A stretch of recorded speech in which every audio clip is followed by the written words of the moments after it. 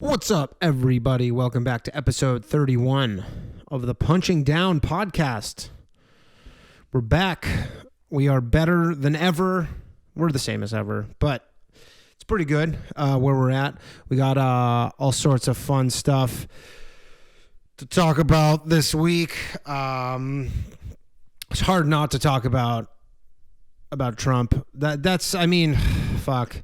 He's just dominates. The guy dominates the news cycle. It's so hard to not talk about all of his craziness. But I'll try and spend not too much time on it. Best thing ever. This is insane. But so Trump's back to his rallies. Obviously, he's back to rallying. I guess he really doesn't. He just really wants to be president still. I find it hard to believe a bit. Like, I'm just like, man, you're not over this shit. But I guess he just loves the power or whatever. So he's back to campaigning. He's back to doing his whole campaign thing, and he was out on this. He's basically like whatever doing his shit, and so now he's basically saying, and it was like it's to be expected at this point because the guy has absolutely zero humility. But so now he's saying, he goes, yeah, I'm immune to COVID, not like Joe Biden. So he's basically turning the tables. He goes, Joe Biden could get COVID, and who knows what's going to happen, even though. It's, obviously Joe Biden, probably less likely that anything happens to Joe Biden than Trump. But Trump just had to play that card where he goes, who knows what'll happen? You get COVID and, Joe Biden might die, but I'm alive and I'm immune to it. And then, but apparently it's not true that not that it's not true that he's immune to it, but he put this on Twitter, and then Twitter had to put a fact check on his tweet, basically saying it's fake news, essentially. They're saying, it's not true that you're immune to it.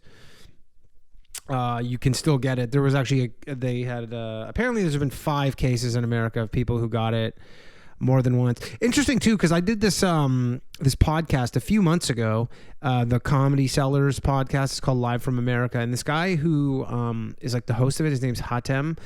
He was hosting it, and he had just got out of the hospital from having a heart transplant, like an actual, like he had a new person's heart in his body.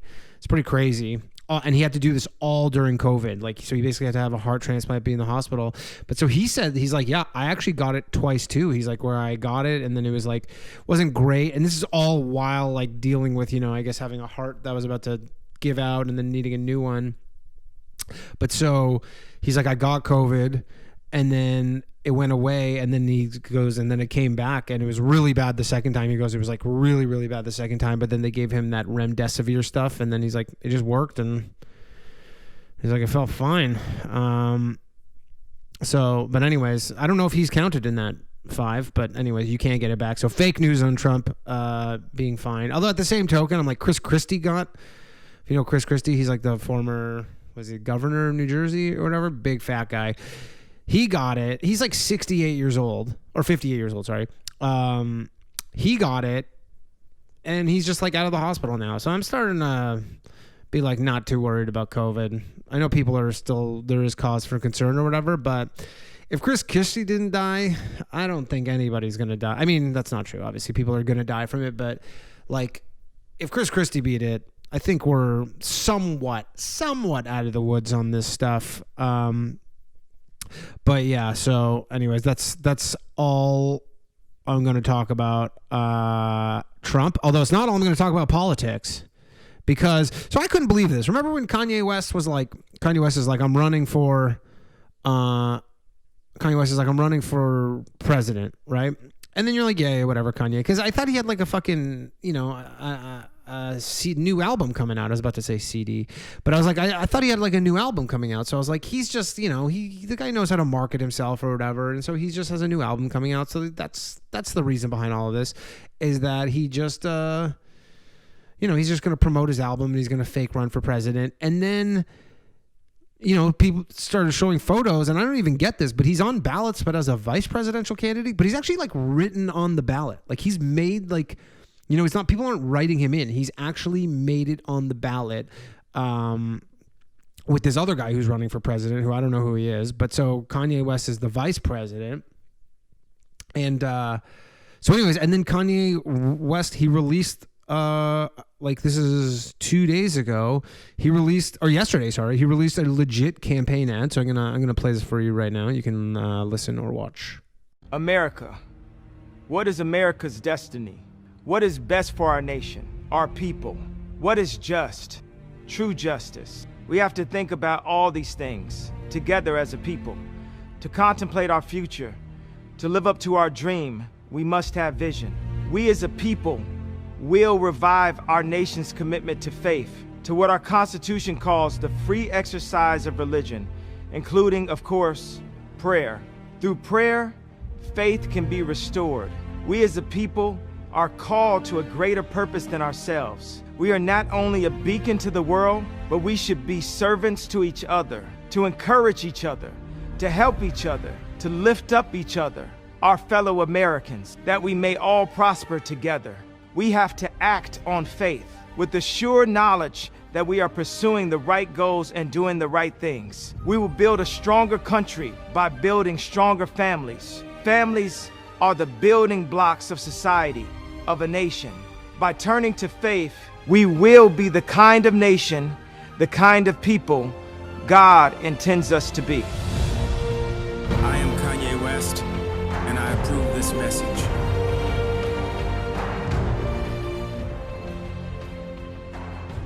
So basically, the ad here is that he wants you to write in Kanye West, because I guess you have the option to write in, which, like, they don't have enough issues dealing with this election. Now they have to deal with all these fucking clowns writing in Kanye West. That would be great, though. I honestly have no issue. That would be fine if Kanye West. That would be like, hey, you thought Trump was an entertaining president? Now we got Kanye West as the president of the United States. Kim Kardashian would be the first lady.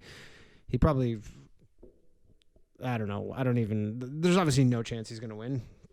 But who knows? But no, there's no chance. I can't imagine there's a lot of Trump's base is going to vote for Kanye West. But yeah, so he's really serious about it. So he actually got on the ballot, which I guess you just need money, which seems like a very American thing. You just need a bunch of money.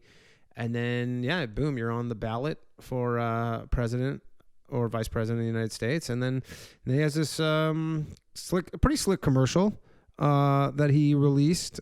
It's really just prayer based. It's a lot of not really much policy here. He's not basically saying what he's going to do. That's the worst part too, is like, I guess that's like the kind of scary old, like, kind of politician where, like, you know, more on the, I guess, conservative side, where they're just like, yeah, we're just going to pray and that'll hopefully sort stuff out. And you're like, no, this country has real problems. You need real actionable ideas. You can't just prayer's not like you're like, hey, we're going to have some prayer. We're just going to pray, and then hopefully everything kind of sorts itself out. And no, it's not going to happen. And by the way, actually, I said I wasn't going to talk about Trump, but just this is one last thing about that, because so I never even thought about this, but I was reading this online. So this was like a kind of op-ed. I think it was on CNN's website. I don't know where. Like, I linked through, but I think it was there. But so basically, apparently, I didn't realize this, but because of the whole the electoral college or whatever, where they have the amount of seats, but they have an equal amount of seats. So there is a possibility that there's a tie. I don't think it's ever happened, but it's come close. Basically what they're saying is it's come close before. And so they're basically, this article was laying out what would happen in the event that, and this is actually something where I go, that I could see that happening, just for like a little extra chaos factor, is that Trump and Biden tie straight up. They get the exact same amount of votes, at which point they have some sort of process to work this out. But so basically what they say in this op-ed is that one of the possibilities of the tie is, the way they work it out, is that Trump gets to be the president, but then Kamala Harris is the vice president instead of Pence, which, wouldn't that be incredible? A scenario where Mike Pence has to go home and he gets replaced with Kamala Harris, and then like Trump and Harris are now president and vice president. That would be that's basically like a shitty sitcom. That is like the premise of a super, super shitty sitcom.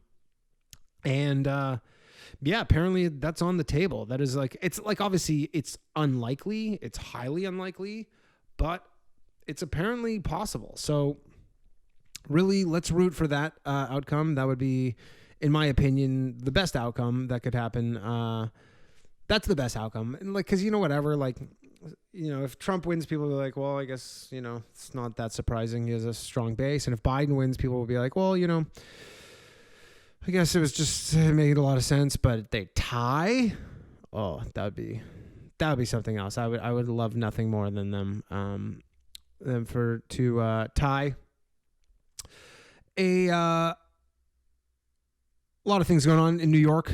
Jews are mad. Jews are at it again. They are mad. Basically, the Jews here. So, if you don't know, New York City has been basically shutting down 9 zip codes that had high levels of COVID, because and they're basically mostly Orthodox, like Hasidim areas or whatever, because they don't really wear masks a lot, because they don't like to wear masks. And so then the city has been like really clamping down on them, and they've been handing out fines. They handed out $150,000 worth of fines, and the Jews are they're going crazy. They were like basically burning masks, and they had like a bonfire of just throwing their masks in the bonfire, and they were like walking around with like these Trump 2020 flags. And then my friend Joe, he sent me an Instagram page, like a post on an Instagram page, and it was like all these arms with numbers on them, and they're like 5-digit numbers, which are the zip codes, but they're like, yeah, they've put numbers on us before, like implying that basically them shutting down the zip codes is the same as them tattooing concentration camp like prisoner numbers on them, which is fucking nuts. But yeah, and they're mad. But the thing is like, it's hard to really feel for them, because they really don't like to wear masks. I don't know why.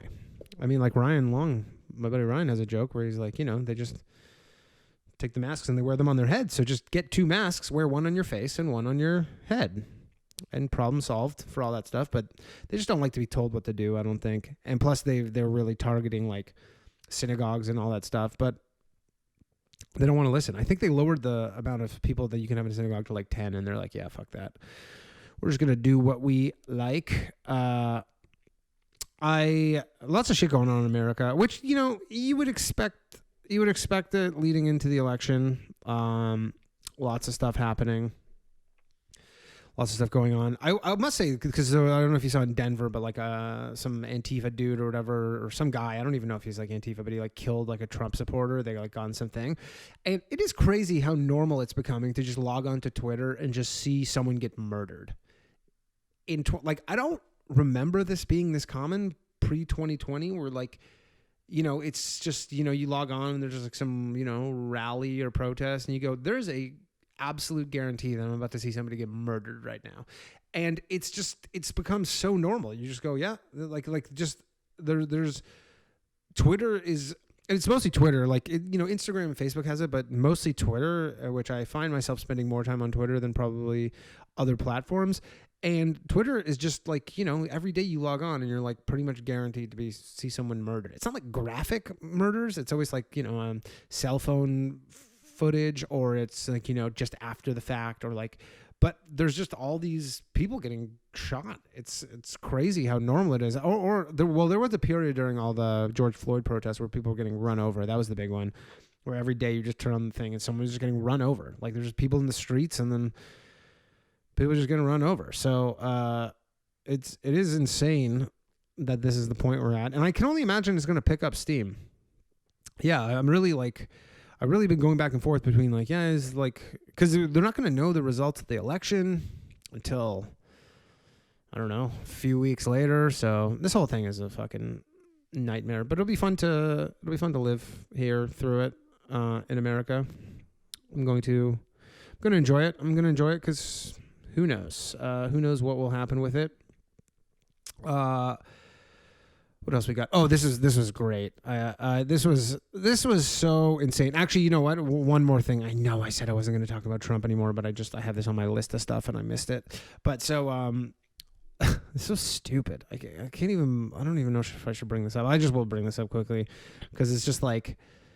It's like you can't. Everybody's lying. You can't trust fucking anybody right now. I was talking about this last week, but so CBS News came out and they go, yeah, the leader of ISIS or of the Taliban just endorsed Trump. And it's like, here's the thing. It's like, just because someone endorses Trump, that like then you go, oh, that person endorsed you. This person you don't know endorsed you. So now you're like basically like you're co-signing on this group. So basically they're like, yeah, the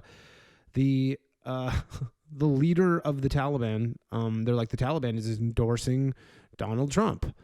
And that's what CBS, they ran with this whole story, basically being like, because he wants to remove troops from Afghanistan, which it would make sense if you are the Taliban and you're like, yeah, we would like the troops out. So I guess we're going to go with Trump. And then the leader of ISIS, Taliban, who's so funny, like they're just on Twitter. Like the leader of the Taliban is like an obvious terrorist organization, just has a Twitter account. Whereas like I know people who like you misgender somebody and you get like locked out, but they just like are like, yeah, this is, the leader of the Taliban, not a verified account, but he basically was like, yeah, it's bullshit. He goes, I didn't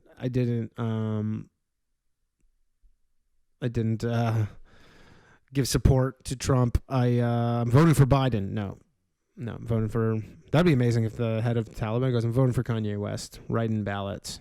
I wonder how many votes Kanye is going to get. I'm going to guess over 50,000. It'll be like enough where you're like, and it's really only just going to take votes away from Biden, really. So it's really a vote for Kanye West. Probably is a vote for Trump. I know people keep saying that, but I really do feel like that's the likely scenario. Here's a funny thing, because I was talking about getting in trouble for misgendering. This is probably one of the dumbest things I've ever seen, but not at all surprising, is Yelp, the restaurant business review site. They posted this last week. They go, this is on their Twitter page, which they got absolutely. Everybody's like, are you fucking out of your mind? It says, today we're announcing a new consumer alert to stand against racism. In the last few months, we've seen that there is a clear need to warn consumers about businesses associated with egregious racially charged actions to help people make more informed spending decisions. Communities have always turned to Yelp in reaction to current events, and our user operation team already places alerts on businesses' pages when we notice an unusual uptick in reviews that are based on what someone may have seen in the news rather than on a first-hand experience. Now, when a business gains attention for reports of racist conduct, Yelp will place a new business accused of racist behavior alert on their Yelp page to inform users, along with a link to a news article where they can learn more. Which is, it's the ultimate move. Like, everybody's always trying to basically, you get bad service and you're like, it's racist. But it's like, this is so stupid because like it's gonna obviously get misused all the time. Like, it's not like there's never been an article in the news that wasn't like erroneous where someone's like, oh, I was like, they were racist to me, and they're like, yeah, we weren't. It just happened to be that it's between racial groups. So then, because it can never, like, there'll never be like, say, a white person at a Chinese restaurant. Not to say that Chinese restaurants have never been racist to black people. They certainly have. There was a thing in Toronto that happened where basically they just came up to some group of like black people. I forget where it was. It was, but they got in a lot of shit for it. And I think I didn't talk about it on this podcast, but I think we talked about it on my other podcast, Fuckonomics, last year or 2 years ago. But they just went up to a group of black kids and they were like, yeah, you have to pay for your meal before we bring it out. And they're like, what? You don't do that to anybody else. But, in this case, like, it can only obviously go one way. Like, you can only be, it's so stupid. I mean, don't get me wrong. I'm going to use it all the time. I'm going to like mark businesses racist, like nonstop. Like, and I'm just going to threaten them too. I'm going to go in there and be like, you wouldn't want me to say your business is anti-Semitic and racist, would you? I think you could probably get a lot of free desserts. I think that's the key to getting free desserts in 2020 at restaurants now, is just threaten to accuse them of racism. But you know what the thing too is, the way to like just shit is right now is that there will probably be a bunch of just fucking, people who are like, yeah, I'm only going to restaurants that are accused of being racist. They're like, we're going to only, because everything's just about picking a side right now. So there'll just be people who are like, yeah, I'm only dining in restaurants that have been accused of racism. And then they'll just support them that way. I don't know if that'll be enough to keep them afloat, especially in this scenario where it's just tough as it is. But this is such a ridiculous way. Because, obviously it's not like people have ever called somebody racist when it wasn't the case. I wonder if Yelp will backtrack on this, because I don't see anybody who really who really has been like, this is a good idea. Like nobody, regardless of what side of the aisle they're on. I have not seen any indication from people who are like, you know what, Yelp, you have done it again, you son of a bitch. Good on you. So maybe we'll look into that for a future episode and see if that if they keep going with that. Here's a classic example of this, like, whatever fake. I don't know if it's fake racism, outrage, like. And again, I'm not like someone who's, I guess, a target of this quote unquote racism, but this is from my hometown, Toronto. So a Toronto realtor apologizes for racist white ninja billboards. So I guess ninjas are only allowed to be Asian. I don't know. I'm not sure if there's non-Asian ninjas. I feel like if there's not, though, then that's like discriminatory, right? Like if you're like Asians or ninjas are only allowed to be Asian, you're like, well, that's discrimination. So there's this sign, and it says, real estate ninja, COVID real estate ninjas at your service. COVID is crossed out. I don't really understand why. And then there's these two guys, and they're basically like doing karate, which, like, when I was a kid, they're doing like, one of them's doing like a chop kind of move, and the other guy's doing like a kick.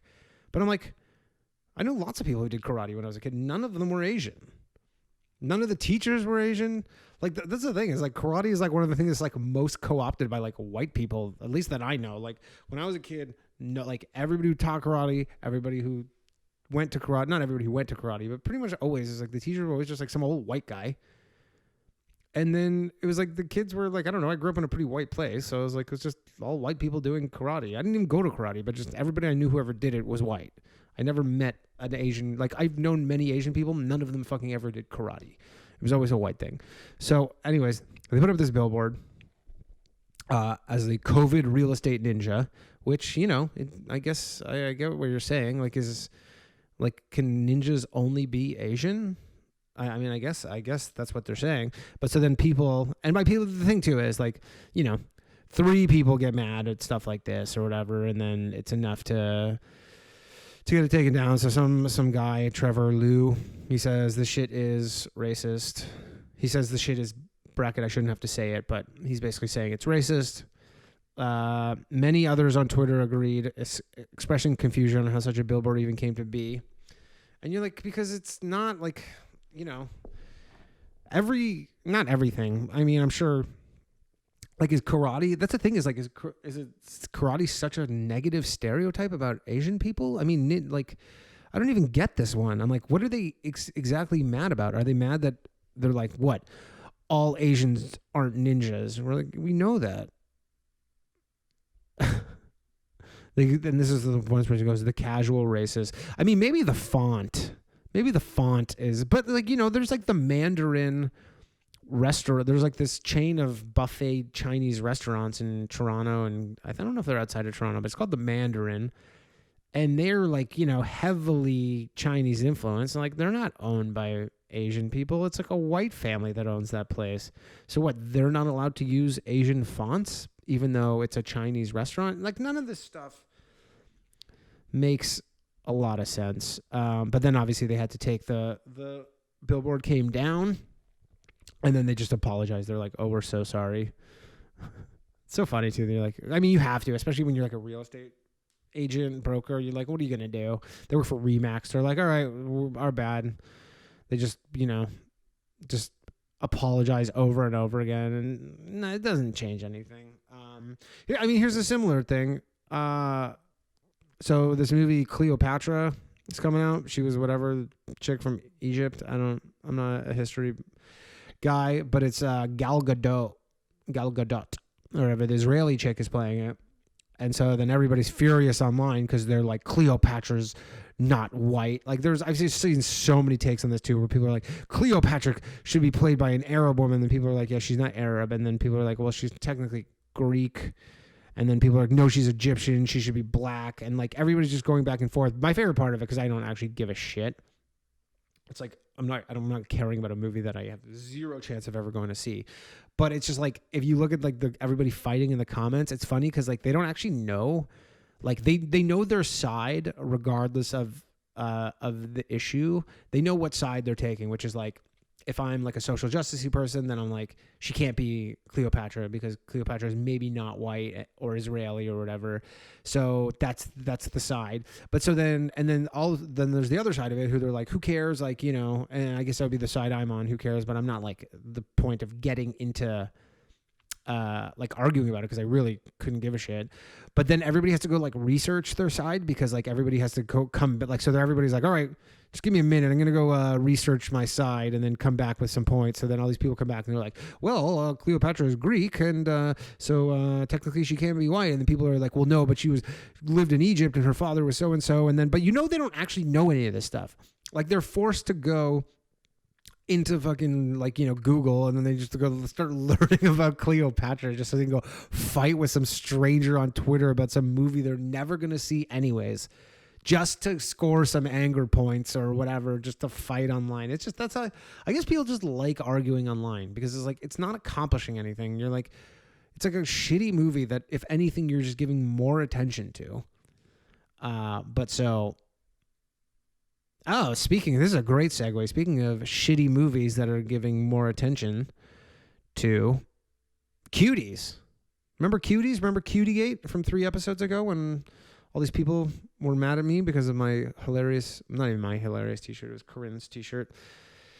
I watched Cuties and all I got was his lousy erection. Remember that? Anyways, so Netflix has been, a grand jury in Texas has indicted Netflix, I guess the company. Prosecuted, this is a New York Times article. Prosecutors said Tuesday on a charge of promoting lewdness in the French film Cuties, which has been maligned by some as child exploitation and defended by others as a complex coming-of-age story about pre-adolescent girls. I would say it's somewhere in between. As someone who watched it, I would say it's a bit of both, to be honest. Netflix was served with a summons last week informing it that grand jurors in Tyler County, a county of about 21,600 people, 115 miles northeast of Houston, had indicted the company for promotion of lewd visual material depicting a child, according to prosecutor. So basically, I don't understand how the legal system in America works. I'm not from here. But from what I gather, you can just go to like your local courthouse and just sue a multinational corporation, just a giant corporation. And like they actually named like Reed Hastings, like the CEO, and Ted Sarandos, they're the co-CEOs. Basically because it's like, and it's obviously to make a point, right? They're just like, we're just making a point where we're you know, starting litigation or whatever, and they're charging them. And obviously Netflix is like, get the fuck out of here. Like, we're not, you know, like there's zero chance that these guys show up. But I don't know. Like, I don't know if how America works. Like, is there going to be a thing where they're like, yeah, you guys have to come to court and defend this? I can't imagine that though. Like Netflix has super deep pockets. They'll just send their lawyers and that'll probably be the end of it. But that's another thing too. So they're charging them as a state jail felony. That's what they're charging. The charges for, you know, whatever. What are they, like lewd material, like producing lewd material or promoting lewd material. In this or whatever, yeah. And apparently this representative, this guy is saying the film meets the U.S. legal definition of child pornography, which if that somehow comes out to be the case, which I don't think it is, like they just botched it with the fucking artwork. They just didn't have that stupid poster. Nobody would have ever even heard of this shit. But so then I went and looked up what a state jail felony punishment is. And so it says, an individual adjudged guilty of a state jail felony shall be punished by confinement in a state jail for any term of not more than 2 years or less than 180 days.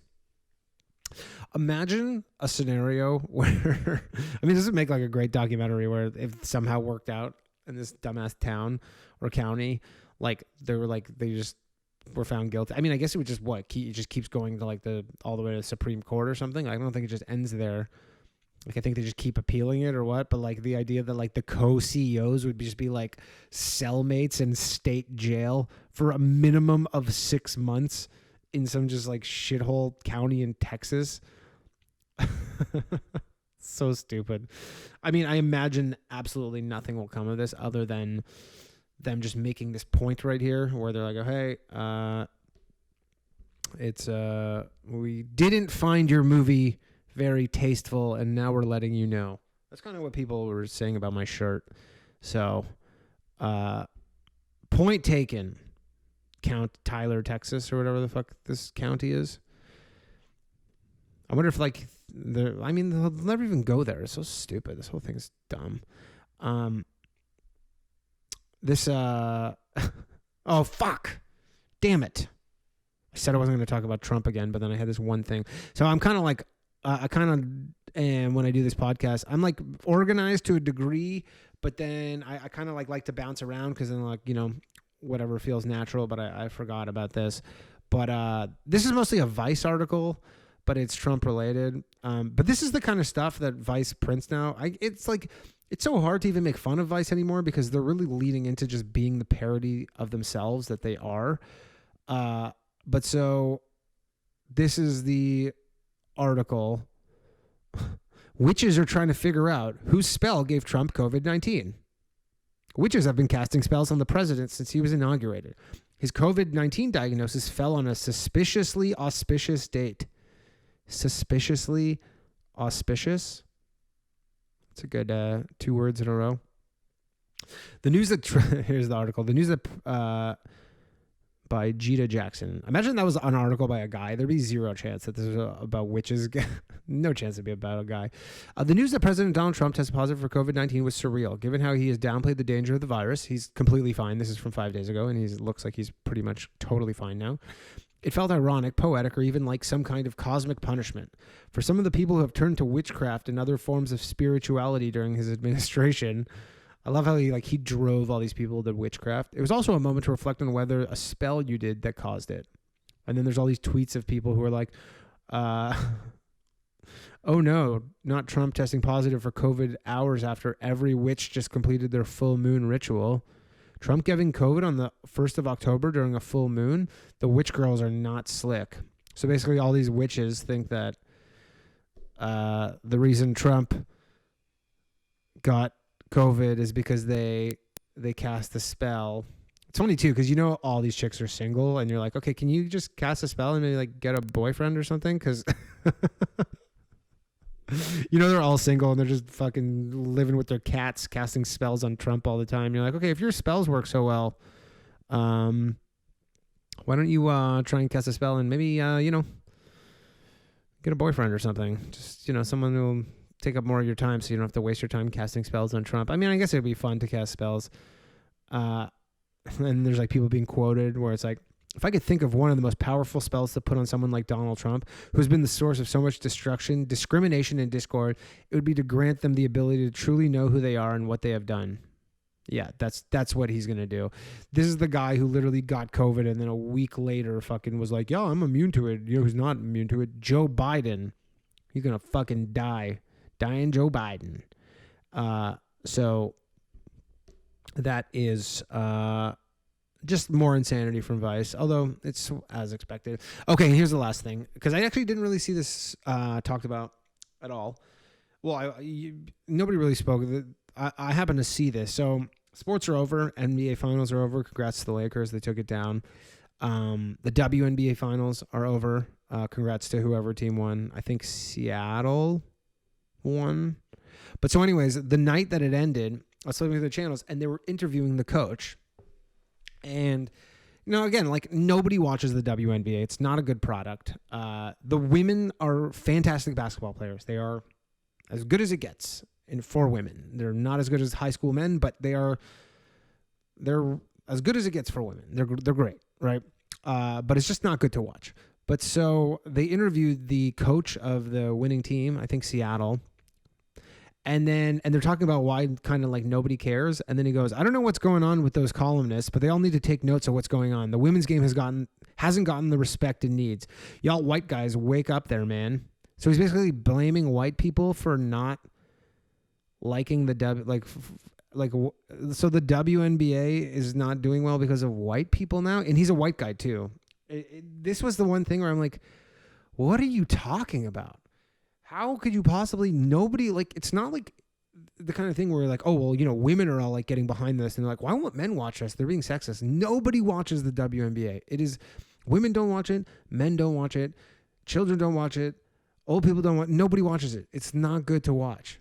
And, and it's just so funny that like, you're like, that's the shot you would take. That it's like, you're like, why don't these white people wake up? It's like, you could have every fucking journalist in America write about the WNBA every day for 10 years. Nobody's going to give a shit. You can't just force people to like stuff.